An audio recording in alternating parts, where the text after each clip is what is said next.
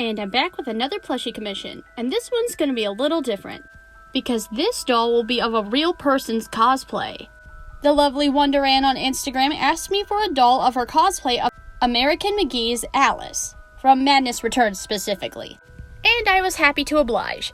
And here's a close-up shot of the buttons I filmed because I was worried they were coming across black on camera, and I wanted to show that they are indeed a very dark brown.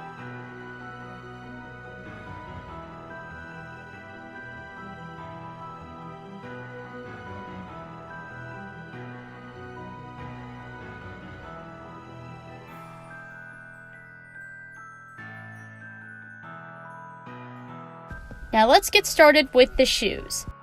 I cut out my pattern pieces out of some black felt and just hand whip stitched them together. Oh yeah, and fair warning guys, this doll is gonna be a lot simpler than the last 3 dolls that I've posted the making of. And you'll obviously see that in the doll, but you'll also see it in the time of this video. It's a lot shorter than the last 3 doll videos I posted at the time I'm posting this one. But I still thought I would share this one with you guys anyway.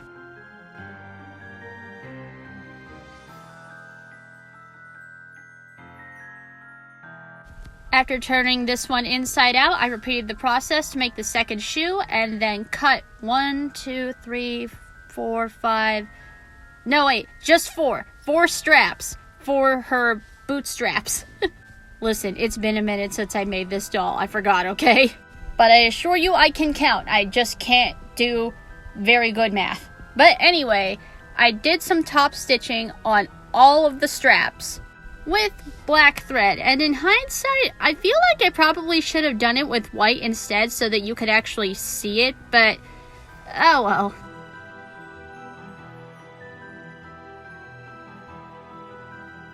And now we break out some buckles that I cut out of my metallic silver felt and thread them through all 4 of the straps.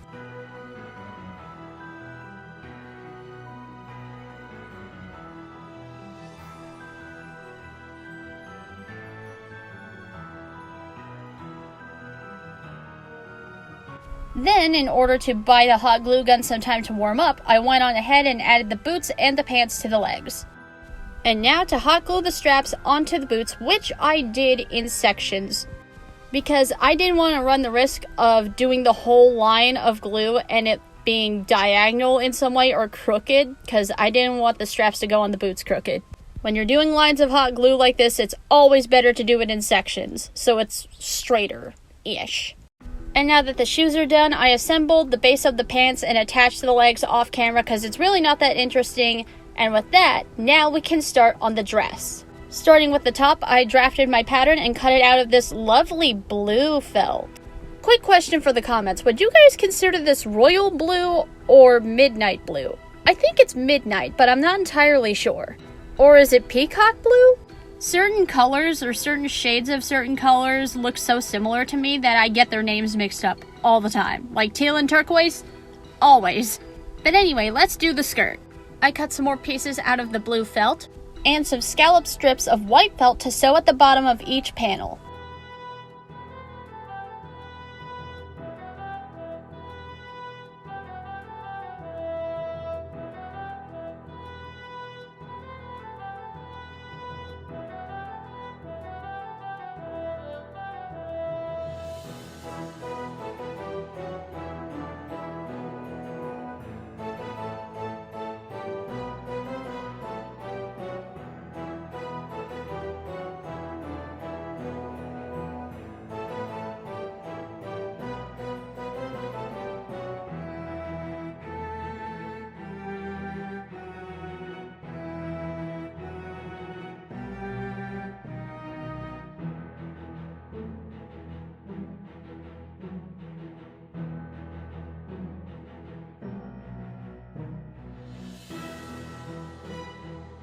Now to turn the skirt inside out and sew it onto the body.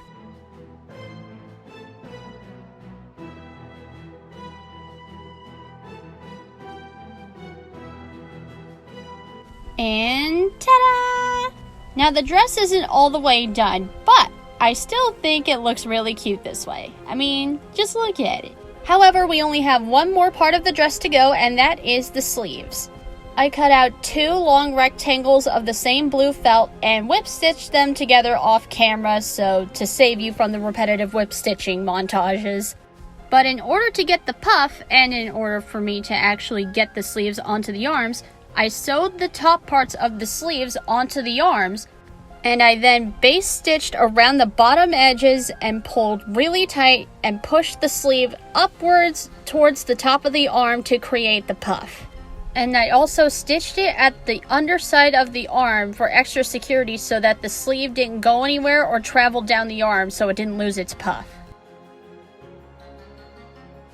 And for the finishing touch on the sleeves, I took some hot glue and some thin strips of the blue and attached them over the top of the bottom edge of the sleeve so that it looked like the trimming that Alice has in the picture. And now with the dress complete, we move on to her iconic blood-splattered apron. I cut the base shape out of some more white felt, and now I get to do one of my favorite things again! Make tiny pockets! So both pockets have a planetary symbol on them, specifically the symbols for Jupiter and Uranus, which I hand embroidered on with black embroidery floss that I split in half to make it thinner.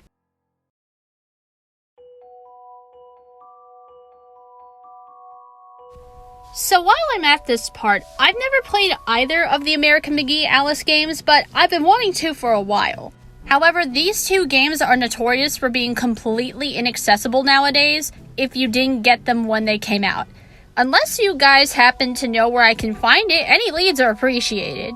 But anyway, can anybody tell me why she has these specific planetary symbols on her pockets? Is it like story related, or are they just there to look cool?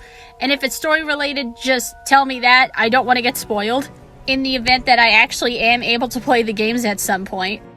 Otherwise, if they're there to look cool, I can respect that.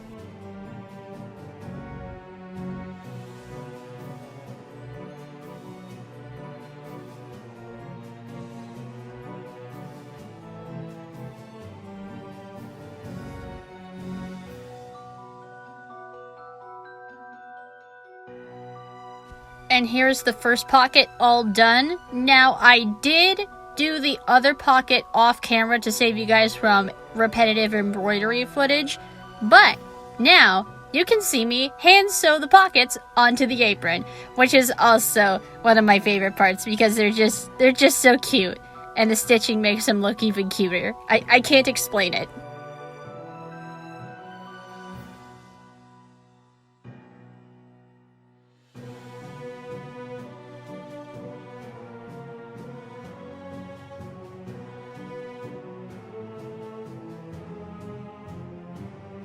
And now we add on the blood splatters using globs of dark red felt I hand sewed, and I tried to match the placement of the blood to the original apron as closely as I could. Now, was that necessary? No. But if these videos haven't taught you guys anything, I am nothing if not extra. Or, in other words, I am far too extra for my own good. I finished off the apron with some top stitching at the bottom for a fake hem, which, don't worry, I did switch to a dark red for the blood splatter because, of course, the hemline would also get stained with the blood, so I'm not going to use white on that. That'd be dumb.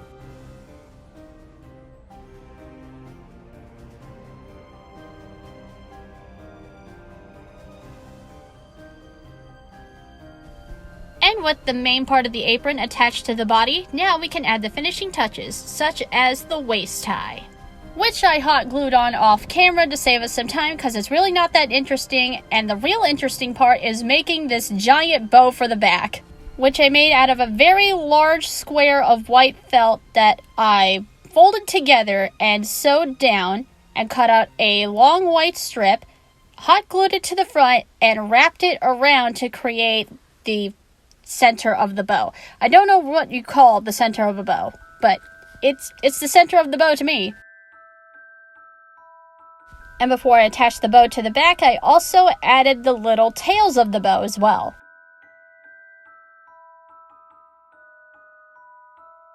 Oh yeah, and we can't forget her omega symbol necklace. Or is it a horseshoe?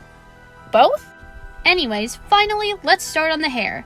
The majority of her hair is slicked back, but it's super fluffy at the ends, so I cut out a single panel of dark brown felt to mimic that shape, and backstitched it onto the back of the head.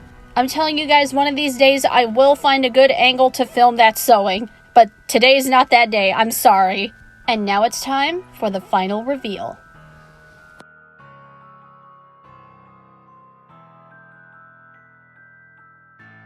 And cue the glamour shots.